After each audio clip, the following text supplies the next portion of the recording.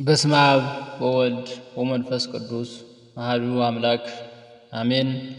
የተወደዳችሁ እግዚአብሔር ቤተሰቦች የእናታችን የቅድስት ድንግል ማርያም የአስራት የቃል ኪዳን ልጆች የመላእክት የሰማዕታት የጻድቃን የደናግል የመነኮሳት ወዳጆች በወደደና ባፈቀረን በልዑል እግዚአብሔር ፍጹም ሰላም እላችኋለሁ። እንደምን ሰነበታችሁ?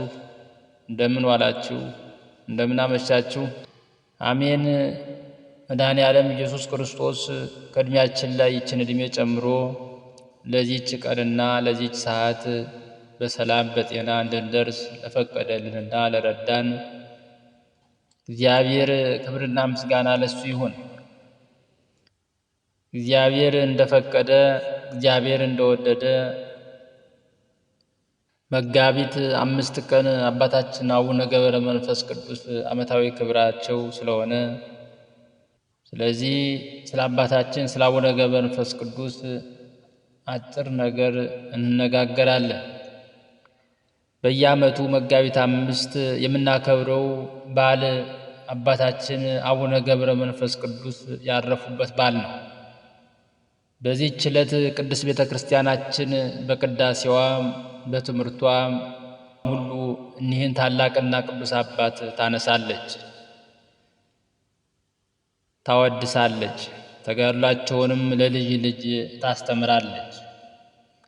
አባታችን አቡነ ገብረ መንፈስ ቅዱስ ሀገራቸው ንሂሳ ግብጽ ነው። አባታቸው ስምዖን እናታቸውም አቅሌስያ ይባላሉ። የአባታችን የአቡነ ገብረ መንፈስ ቅዱስ አባትና እናት ልጅ አጠው 30 ዘመን ሲያዝኑ ኑረዋል። አንድ ቀን አቅሌስያ ቤተ እግዚአብሔር ገብታ ከስለ ሥላሴ ስር ወድቃ ስትማጸን ክብሩ ከሰማይ ከፍታ የሚበልጥ ልጅ እንኪ ተቀበይ የሚል ድምፅ ሰማች።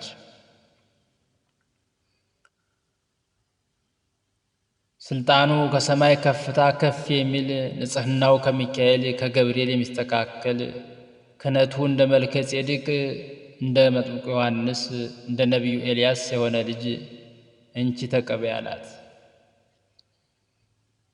አቅሌስያም መጋቢት 29 ቀን ጸንሳ በታኅሳስ 29 ቀን ደም ግባቱ እጅግ የሚያምር ወንድ ልጅ ወለደች። መልአኩ ቅዱስ ገብርኤል በሰው አምሳል መጥቶ የዚህን ልጅ ስሙ ገብረ መንፈስ ቅዱስ ይሁን አላት። ወዲያው ሕፃኑ ተነስቶ ከእናቱ ጭን ወርዶ ለአብ ለወልድ ለመንፈስ ቅዱስ 3 ጊዜ ሰገደ።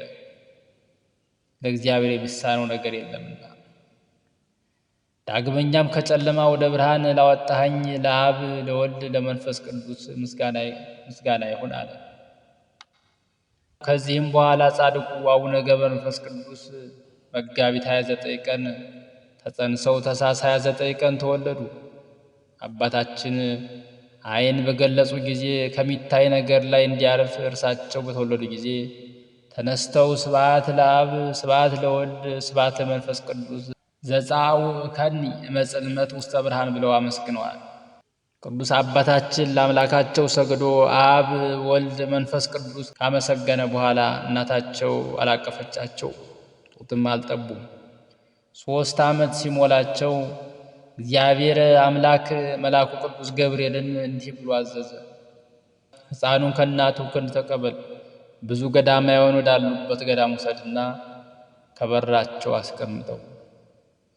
አበምኔቱንም ሕፃኑን ከበር አንስተህ ከአንተ ዘንድ አኑረው፣ ስለ ልብሱ ስለ ምግቡ አታስብ፣ ሕፃኑ የመንፈስ ቅዱስ ማደሪያ ነውና ምግቡም መንፈሳዊ ነው። ይኸውም ከእግዚአብሔር የሚወጣ ቃል ነው። ሰው በእንጀራ ብቻ እንደማይኖር እወቅ በለው በማለት አዘዘው።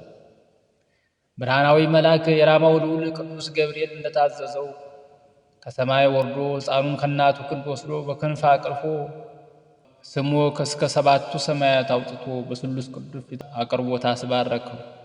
እግዚአብሔር መልአኩን ወደ እናቴ ወደ ማርያም ወሰደውና ትባርከው አለውና ወስዶ ከእመቤታችን ከቅድስት ድንግል ማርያም አስባረከው። እመቤታችን ቅድስት ድንግል ማርያም ባረከችው። ዳግመኛም ከአዳም ጀምሮ ሄሮድስ በግፍ እስካስፈጃቸው ሕፃናት ያሉትም ሁሉም ቅዱሳን ነቢያት፣ ሐዋርያት፣ ጻድቃን፣ ሰማዕታት፣ ደናግል፣ መነኮሳት ሁሉም እንዲባርኩት አደረገው። መልሶ ከእግዚአብሔር ፊት አቆሙ። መድህን ጌታም ሕፃኑን ገብረ መንፈስ ቅዱስን በመንግሥቴ ከኔ ጋር ትነግሣለህና ደስ ይበልህ፣ በርታ፣ የሚደርስብህን ሁሉ ታገስ፣ ብዙ ነፍሳትን በአንተ ምክንያት ይድናሉ፣ ሰላሜ ከአንተ ጋር ይሆናል አለው። ከዚህም በኋላ መልአኩ አባ ዘመደ ብርሃን ወዳለበት ገዳም አወረደውና ሕፃኑን ከበር ላይ አስቀምጦ እርሱ ወደ ውስጥ ገብቶ እግዚአብሔር እንዳዘዘው ሁሉ ነገረው። አባ ዘመደ ብርሃንም ሕፃኑን አስገብቶ በእንክብካቤ የቤተ ክርስቲያን ትምህርት ሁሉን እያስተማረ አሳደገው። ሕፃኑም ትምህርቱን በጨረሰ ጊዜ ድቁና ተቀብሎ እንደ ቅዱስ እስጢፋኖስ ጸጋን ሞገስን የተመላ ሆነ። ፍጹም የእግዚአብሔር ጸጋ አድሮበታልና ሥራው ሁሉ በእውቀት የተመላና የተቃና ሆነ። አባ ዘመደ ብርሃንም በሕፃኑ ላይ ያደረበትን ጸጋ እያየ እጅግ ደስ ይለው ነበር። እንደ ቅዱስ እንጦንስ አስኬማውን ሰጠው። ከዚህም በኋላ ገብረ መንፈስ ቅዱስ ቅስናን ተቀበሉና በጾም በጸሎት ተጠምደው በታላቅ ተጋድሎ መኖር ጀመሩ። እንደ ሐዋርያትም የታምራትና የፈውስ ሀብት ተሰጣቸውና ድውያንን የሚፈውሱ፣ ሙታንን የሚያስነሱ፣ አጋንንትን የሚያወጡ ሆኑ። መልአኩ ቅዱስ ገብርኤል ዳግመኛ ተገለጠላቸውና ወደ ሰማይ ያሳረጋቸው፣ ከእግዚአብሔር ፊት አቆማቸው። ያን ጊዜ ጌታችን ክቡራን የሆኑ እጆቹን ዘርግቶ ከባረካቸው በኋላ በጸሎት ከሲኦል የምታወጣቸው ብዙ ነፍሳት አሉ፣ ድውያንንም ትፈውሳለህ። ከእንግዲህ ወዲህ ከሰው ተለይተህ ወደ ጫካ ገብተህ ከአንበሶችና ከነብሮች ጋር ኑር አላቸው። አባታችንም ጌታችንን የሰጠኸኝን እኒህን አንበሶችና ነብሮች ምን ይመገባሉ አሉት። ጌታችንም የረገጥከውን መሬት ይልሳሉ፣ በዚያም ይጠግባሉ፣ ወደ እኔም እስክትመጣ ድረስ ይኸው ምግብ ይሆናቸዋል አላቸው። ቅዱሳን መላእክትም ይህንን በሰሙ ጊዜ ደስ አላቸው። ጌታችንም መልአኩን ወደ ቀደመ ቦታቸው ይመልሳቸው ዘንድ አዘዘው። ከዚያም በኋላ አቡነ ገብረ መንፈስ ቅዱስ ከራሳቸው እስከ እግራቸው ድረስ ጸጉር በቀለላቸው። የጠጉራቸውም ርዝመት አንድ ክንድ ከስንዝር ነው። አባታችን በታላቅ ተጋድሎ ሲኖሩ በጸጋ ላይ ጸጋ ተጨመረላቸው። ከዕለታት በአንድ ቀን የፈወሳቸው ሕሙማን ብዛታቸው እልፍ ሆነ። የሀገሩ ሰዎችም ስራቸውን ስላወቁባቸው አዘኑ። ውዳሴ ከንቱ እንዳይሆንብኝ ተነስቼ ሰው ወደማያውቀኝ አገር ሄዳለሁ ብለው ተነስተው ሄዱ። ሕዝቡም አባታችን እንደተሰወሩ ባወቁ ጊዜ በሐዘን አለቀሱ። ከዚያም በኋላ አባታችን ወደ ጫካ ገብተው ብቻቸውን የበጋውን ሐሩር የክረምቱን ቁር ታግሰው ምንም ልብስ ሳይለብሱ ራቁታቸውን ሆነው በተጋድሎ ኖሩ። ከጽኑ ተጋድሏቸውና ከጫካ ቅዝቃዜ የተነሳ ሰውነታቸው አልቆ ከአጥንታቸው ጋር ተጣበቀ። ፍራፍሬም ሆነ ምንም ነገር አይመገቡ፣ ውሃም ፈጽሞ አይጠጡም ነበር። አባታችን በምድረ በዳ እንደ ሰው ሳይሆን እንደ መላእክት ኖሩ። ቅዱሳን መላእክትም ዘወትር ይጎበኟቸው ነበር።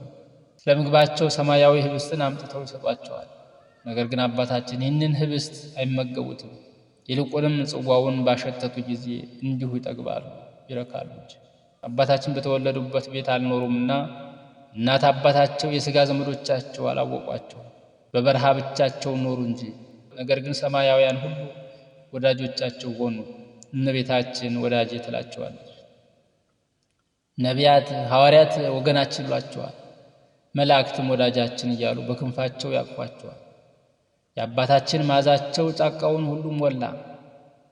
በመንፈስ ቅዱስም ኃይል ወደ ፈለጉት ቦታ በፍጥነት እንደ ወፍ ይበራሉ። ስለተሰጣቸውም ጸጋ የበረሃ እንስሳ፣ አንበሳ፣ ነብር ሁሉም ያገለግሏቸዋል። አባታችን ሁልጊዜ እንዲህ ይሉ ነበር።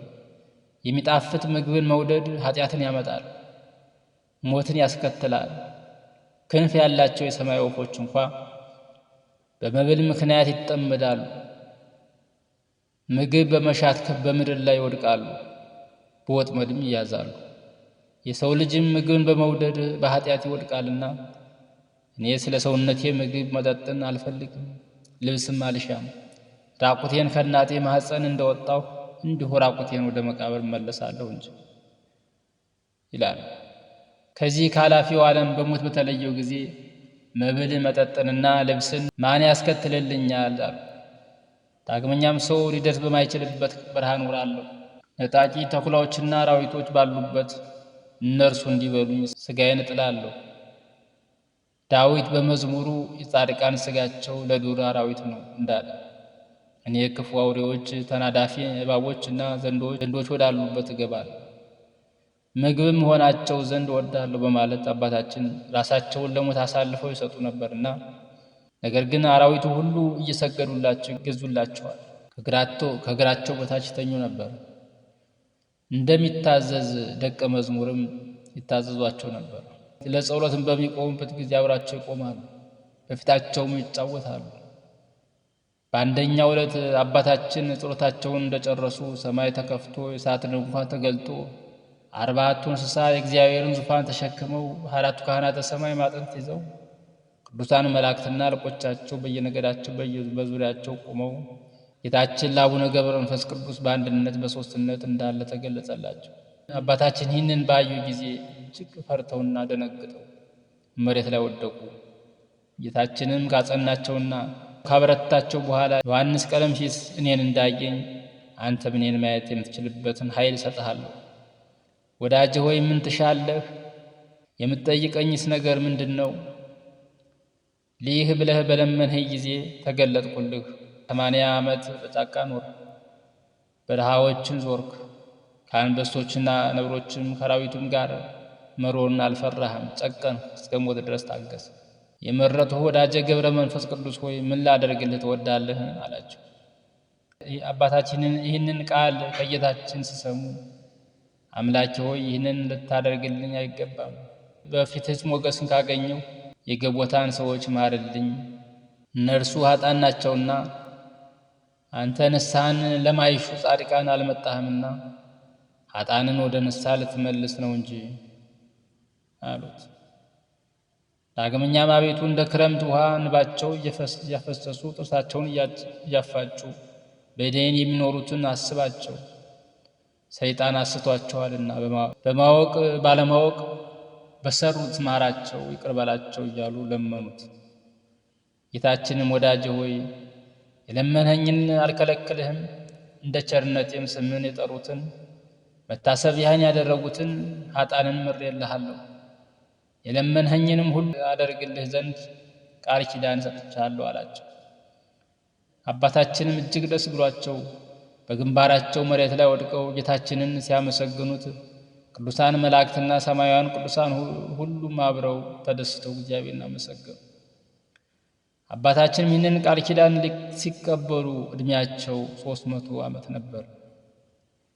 ጌታችንም የመላእክት አለቆችን ስለ ወዳጄ ገብረ መንፈስ ቅዱስ ምልጃ ወደ ገሃነም ሂዱና ኃጥአንን ነፍሳትን አውጡ፣ ከእስራታቸውም ፍቷቸው አላቸውና እነርሱም የገቦታ ሰዎችን 3000 ነፍሳት ከደይን አውጥተው ወደ ገነት አስገቧቸው።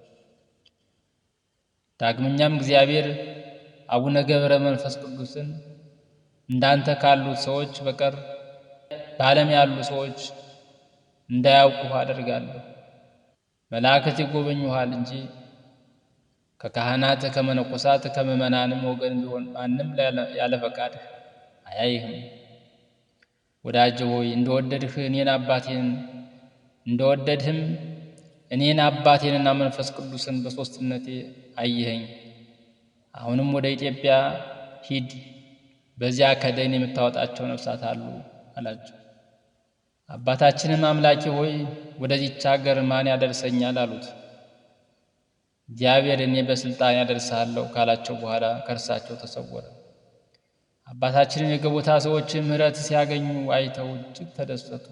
በሌላም ጊዜ አባታችን 4000 እልፍ እየሰገዱ 300 ጊዜ የቀኝ 300 ጊዜ ደግሞ የግራ ፊታቸውን በድንጋይ እየመቱ መዝሙረ ዳዊትን እየደገሙ 15ቱን ማህሌየ ነቢያትን ማህሌየ ሰለሞንና ውዳሴ ማርያም እየጸለዩ ለኃጥአን ምሕረትን ሲለምኑ እንባቸው እንደ ውሃ ይፈስ ነበር።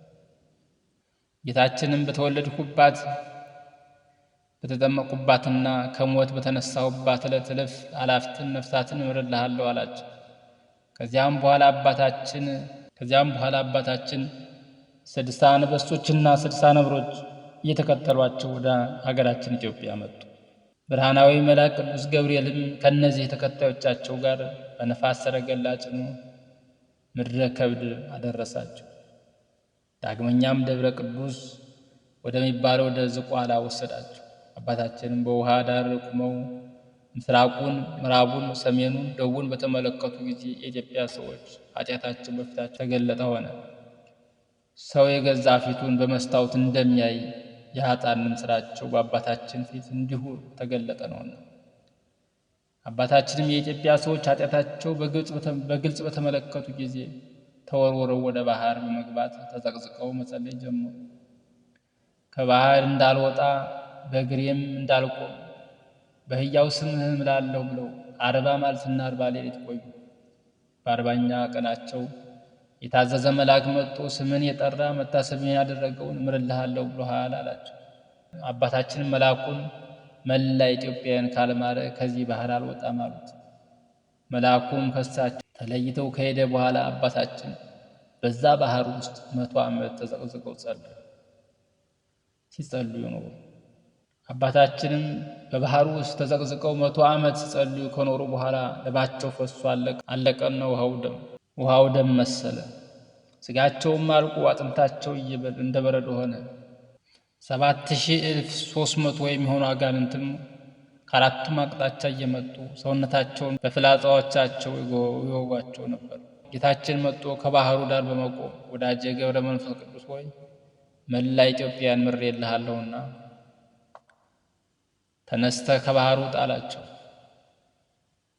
አባታችንም አጥንታቸው እንደ መርፌ ቀዳዳ ተበሳስቶ ፈጽመው ደክመው ነበርና ጌታችንን በክቡራን እጆቹ ሁለንተናቸውን ቢዳሷቸው እንደ ቀድሞው ደህና ሆኖላቸው ጌታችንም ከባረካቸው በኋላ ወደ ምድረ ከብድ እንዲሄዱ ነገራቸው።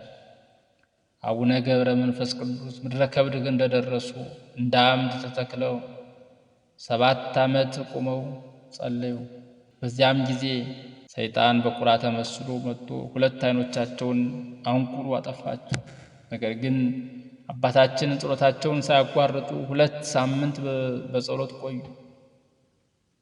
ከ2 ሳምንት በኋላ ቅዱስ ሚካኤልና ቅዱስ ገብርኤል መጥተው በዓይኖቻቸው ላይ እፍ ብለው ብርሃናቸውን ከመለሱላቸው በኋላ አባታችን ከሰማይ ፍጹም ኃይል ይሰጥሃልና ጠላቶችን ትበቀል ዘንድ ወደ ዝቋላ ሂድ ብለዋቸው አረጉ። አቡነ ገብረ መንፈስ ቅዱስ እንደታዘዙት ወደ ዝቋላ እየሄዱ ሳለ በመንገድ ላይ ከዛፍ ስር ያረፉ 3 ሽማግሌዎችን አገኙ። አባታችንም ባዩአቸው ጊዜ ለመሰወር ቢያስቡም ሽማግሌዎቹ ግን ይመጡ ዘንድ ጠሯቸውና በእግዚአብሔር ዙፋን ተማጸነናል፣ 3ታችንን በጀርባ አዝለህ አንዳንድ ምዕራፍ ሸኘን አሏቸው። አባታችንም ሽማግሌዎቹን በቀረቧቸው ሰዓት ሽበት የከበቧቸው የደከሙ ሽማግሌዎች ሆነው አገኟቸው። ከዚያም በኋላ አባታችን አንደኛውን ሽማግሌ አዝለው ከአንድ ምዕራፍ አደረሷቸው። ያም ሽማግሌ ከዚህ አሳርፈኝ፣ አንተ ደክመሃል፣ የማትበላ የማትጠጣ ነህና አሏቸው። አባታችንም አባየት ያውቁኛል አሏቸው። ሽማግሌውም አሁን ደግሞ ሂደህ ጓደኞችን አምጣልኝ አሏቸው። አባታችንም የቀሩትን 2 ሽማግሌዎች ካሉበት ደርሰው 2ቱንም በየተራ እያዘሉ የመጀመሪያውን ካደረሱበት ቦታ አደረሷቸው። ከዚህ በኋላ እነዚህን ሽማግሌዎች አባቶች ሆይ ከየት ነው የመጣችሁት አሏቸው። 3ቱም ሰዎች ተነስተው ቆሙና ለአባታችን በአንድነት በሦስትነት ተገለጡላቸው። 1 ሲሆኑ 3፣ 3 ሲሆኑ 1 ሆኑ። ስሉስ ቅዱስ ለአብርሃም በመምሬ አድባር በአንድነት በሦስትነት እንደተገለጡለት ሁሉ አሁንም ለአባታችን ለአቡነ ገብረ መንፈስ ቅዱስ በአንድነት በሦስትነት ተገለጡላቸው። በጀርባቸው ማዘሏቸው። የእግዚአብሔርንም ክብር ስላዩ አባታችን ፊታቸው እንደ ፀሐይ በራ። ቅዱሳን መላእክት ወርደው እንደ ሻሽ ተነጥፈው ሲያመሰግኑ ሰማይና ምድርን ተነዋውጠው ተራሮችና ኮረብቶች ዓለቶች ተሰነጣጠቁ። በዚህችም ሰዓት ታላቅ ፍርሃት ሆነ። አባታችንም ዙሪያቸውን በከበቧቸው በምስጢራት ጎርፍ ተውጠው ተንቀጥቅጠው በግንባራቸው ወደቁና እንደ በድን ሆኑ። በራእይ ውስጥም ሆነው እኒህን ሽማግሎች አባታችንን እስከ 7ኛው ሰማይ ያደረሷቸው። ከዚያም በኋላ ጌታችን ሐዋርያትን እንደ ቅዱስ ጴጥሮስ እንደ ቀሰቀሷቸው አባታችንም ቀሰቀሷቸውና ወደ ዝቋላ ውረድ 100 ዓመት ሙሉ አጥንት ሥጋህን እየነደፉ የተዋጉህን አጋንንትን ታጠፋቸው ዘንድ እነሆ እኔ እንደወሰዱህ ባለማወቃቸው በትዕቢት ላይ ናቸውና በባህር ውስጥ አለ ይሉሃል። 7ቱ ሊቃነ መላእክት ይረዱሃል፣ መባረቅትም በፊት በኋላ ይከተሉሃል አሏቸው። ያን ጊዜ አባታችን በመብረቅ ላይ ሆነው እነዚህን አጋንንት ወዳሉበት ወረዱ። አጋንንቱም ደመናት ከበቧቸው፣ መላእክትም በእሳት ሰይፍ መተሯቸው፣ በመብረቅ አጭዷቸው፣ አመድ ሆነው በነፋስ በተኗቸው። የእነዚህን አጋንንት ቁጥራቸው 7,000 እልፍ ከ1,000 ነበር። ሁሉም በአንድ ጊዜ አልቀዋልና ከእነርሱ ሸሽቶ ያመለጠ አልነበረም። 7ቱ ሊቃነ መላእክት ወደ ሰማይ አረጉ። አባታችንም አንበሶችና ነብሮች ድብና ዘንዶ ወዳሉበት ምድረ ከብድ ተመለሱ። አባታችን ወደ ምድረ ከብድ ከተመለሱ በኋላ መንፈስ ቅዱስ የጠራቸው 3 ቅዱሳን ሁሉም በየአንበሶቻቸው ላይ ተቀምጠው ወደ ምድረ ከብድ መጡ። እነዚያ ቅዱሳን የዋልድባው አቡነ ሳሙኤል፣ ያዘሎው አቡነ አንበሳ እና ከላዕላይ ግብፅ ተነስቶ የመጣው አቡነ ብንያም ናቸው። ነገር ግን አባታችን ይህን ቅዱሳን ስለተሰወሯቸው ቅዱሳኑ እስከ 7 ቀን ድረስ በምህላ ሰነበቱ። የአባታችን የሚያስፈሩ አንበሶች ወጥተው የቅዱሳኑን አንበሶቻቸውን ገድለው ደማቸውን አፍስሰው ሥጋቸውን በሉ። 3ቱም ቅዱሳን በዚህ ፈጽመው ደንግጠው ሳለ አባታችን ገብረ መንፈስ ቅዱስ 60 ነብሮችና 60 አንበሶችን አስከትለው ተገለጡላቸውና ሰላም ለእናንተ ይሁን፣ የእግዚአብሔር ቅዱሳን አትፍሩ አሏቸው። ቅዱሳኑም አባታችን ሆይ ጸሎትህ ቅድስት እንደሆነች ባወቅን ጊዜ በእግዚአብሔር ፈቃድ እንባረክ ዘንድ ወደ አንተ መጣን። ነገር ግን ባላገኘን ጊዜ እስከ 7 ቀን አለቀስን አሏቸው።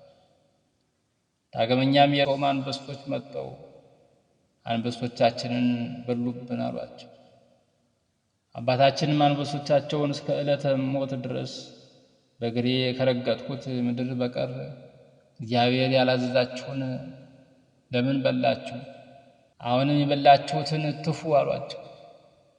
እነዚህም አንበሶች አፋቸውን ከፈቱና የበሉትን የአንበሶቹን ሥጋ አጥንታቸውን ከደም ጋር ተፉ።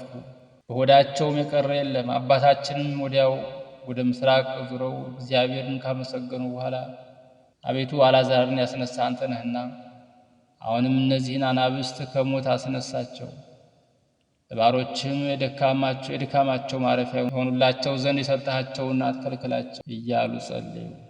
አቡነ ገብረ መንፈስ ቅዱስም እንዲህ ብለው ጸሎታቸውን ከጨረሱ በኋላ የአንበሶች ሥጋቸውን በመስቀል ምልክት ባርከው በጌታዬ በፈጣሪ በኢየሱስ ክርስቶስ ኃይል ተነሱ አሏቸው።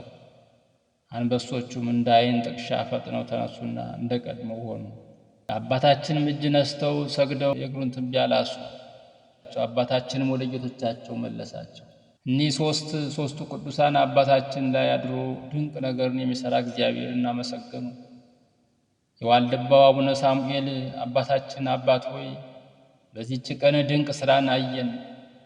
አርያህን የእግዚአብሔር መልአክ አርያ ይመስላል። ቅድስና ፍጹም ነው። የጸሎትህ ኃይል ሙታንን ያስነሳል። የተበሉ አንበሶችን ከአንበሶች ሆድ አወጣህ አሏቸው። ዳግመኛም አባታችን ስለ ቅዱሳኑ ምግብ ወደ እግዚአብሔር በጸለዩ ጊዜ መልአኩ ቅዱስ ፋኑኤል ከእግዚአብሔር ዘንድ ተልኮ በእጁ 3 ኅብስትና 3 ጽዋ ይዞ መጣ። አባታችን 3ቱ ቅዱሳን እግዚአብሔር የሰጣቸውን ይህንን ኅብስትና ጽዋ ንሱ፣ ብሉ፣ ጠጡ አሏቸው። ቅዱሳኑም ሥራቸውን እያደነቁ በልተው ጠጥተው ጠገቡ። በማግስቱም አባታችን ቅዱሳኑ በሰላም ሂዱ ብለው መርቀው ሸኟቸውና የእግዚአብሔር ሥራን እያደነቁ ወደ የባታቸው ተመልሰው ሄዱ። ከዚህ በኋላ ለአባታችን ጌታችን ተገልጦ ብዙ ምስጢራትን ከነገራቸው በኋላ ወደ አረማውያን ሀገር ሄደው እንዲያስተምሩና የሚደርስባቸውን መከራ ጭምር ነገራቸው። አባታችን ክርስቶስን ፈጽመው ወደማያውቁት አረብ ሀገራት ሄዱ። የአረብ ንጉሥም ብዙ ሰራዊትን አስከትሎ ብዙ ጣዖታትን አስወዞ ሲጓዝ አገኙት። በጣዖታቱም ውስጥ አድረው የነበሩ አጋንንትም አባታችንን ባዩ ጊዜ ወጥተው ሸሹ። ጣዖታትም ከምድር ላይ ወድቀው ተሰባበሩ። የአረቡም ንጉሥ አንተ ጸጉረ ልብሱ ምንድነህ? ሰው ነህን? አሏቸው። አባታችን አዎን የሰው ነኝ፣ ያውም የጌታ ኢየሱስ ክርስቶስ ባሪያ አሉት። ንጉሡም መልሶ በዚያ አይሁድ በሰቀሉት ታምናለህን? አላቸው። አባታችን አዎን እኔ በእርሱ አምናለሁ፣ አላፍርም። ስለ እኔ የተሰቀለውን በሰው ፊት አምነዋለሁ። ስለ እኔ ብቻ አይደለም ስለ አንተና ከአንተ ጋር ስላሉትም ነው እንጂ። በእርሱ ላይ እመኑ የዘላለም ሕይወትን ታገኙ ዘንድ አሏቸው። ንጉሡም ይህንን በሰማ ጊዜ በጣም ተቆጥቶ ሰራዊቱን ሁሉ ጠርቶ በቶሎ እሳት እንዲያነዱ አዘዟቸው። የእቶን እሳቱንም ካነደዱ በኋላ በሉ ይህንን የኢየሱስ ክርስቶስ ባሪያ ነኝ የሚለውን ጸጉረ ለባሹን አንስታችሁ ከእሳቱ ውስጥ ጨምሩት አላቸው። አባታችንም ንጉሡና መኳንንቱን ሰራዊቱን ሁሉ እያዩአቸው ከእቶን እሳት ውስጥ ገቡ። ነገር ግን እሳቱ እንደ ወንዝ ውሃ ሆነ። የንጉሡም ሰራዊትን ከተመለከቱ በኋላ ግማሾቹ በዚህ ሰው አምላክ አምነናል አሉ። ንጉሡም 77 አዛዦቹን በማዘዝ አምነናል ያሉትን ሰዎች ራሳቸውን በሰይፍ አስቆረጣቸው። ቁጥራቸው 40,000 ነበር።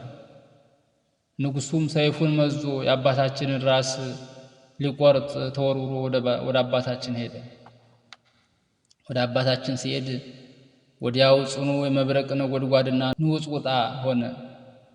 ጌታችንም ሰራዊቶቹን ሁሉ አጠፋቸው። የሞቱትም ሰዎች ቁጥራቸው 400,000 ደረሰ።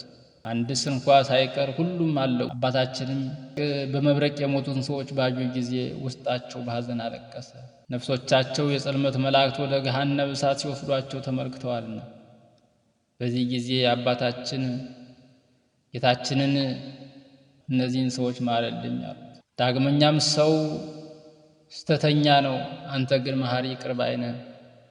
በእኔ ምክንያት በእነዚህ ሰዎች አትፍረድባቸው እያሉ በለመዱ ጊዜ ጌታችን ተሰወረባቸውና ወደ ሰማይ አረገ። አባታችንም ወዲያው አጠገባቸው ካለው ገደል እግራቸውን በገመድ አስረው ቁልቁል ተዘቅዝቀው ተሰቀሉ። ሰይጣንም መጥቶ ይችን ገመድ በቆረጣት ጊዜ አባታችን በገደሉ ሲወድቁ መልአኩ ቅዱስ ሚካኤል እንደ ዓይን ጥቅሻ መጥቶ አባታችንን አቅፎ ያዛቸውና በእግርህ ላቆምህ ወይስ በራስህ ላቆምህ ትወዳለህ አሏቸው። አባታችን ገብረ መንፈስ ቅዱስ መልአኩን ተወኝ በራሴ ልቁም አሉት። መልአኩም በዛው ትቷቸው አረገ።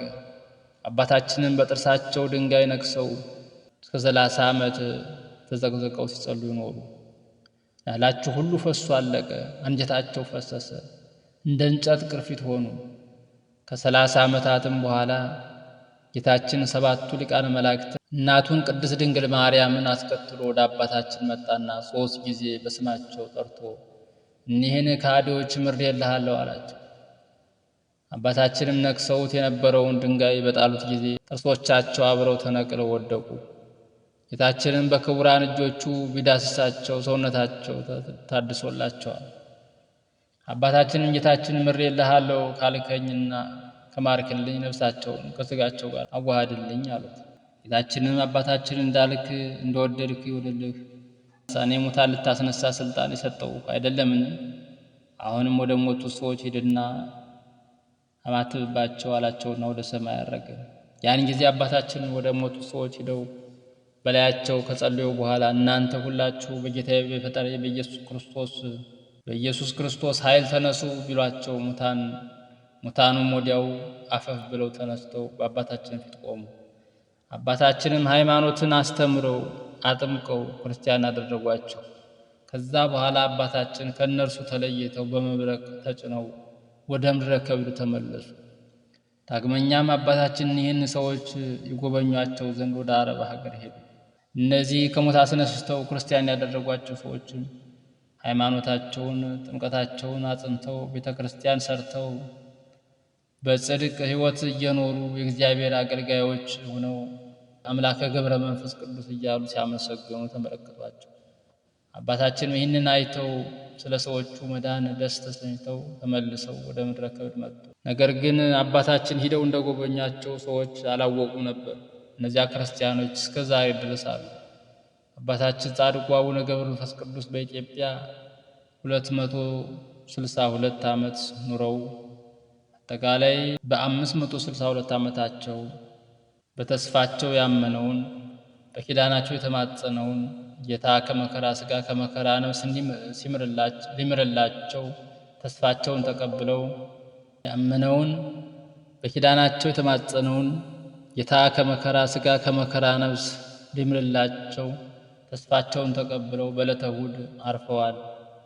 መላእክት በአክናፈ እሳት በኢየሩሳሌም ወስደው በየማነ ምስዋዕ ቀብሯቸዋል። የአባታችን የአቡነ ገብረ መንፈስ ቅዱስ ረድኤታቸው በረከታቸው ይደርብን፣ በጸሎታቸው ይማረን። አነሳስቶ ላስጀመረን አስጀምሮም ላስፈጸመን ለልዑል እግዚአብሔር ክብርና ምስጋና ለእሱ ይሁን። ወስብሐት ለእግዚአብሔር ወለወላዲቱ ድንግል ወለመስቀሉ ክቡር አሜን። ይቆያል።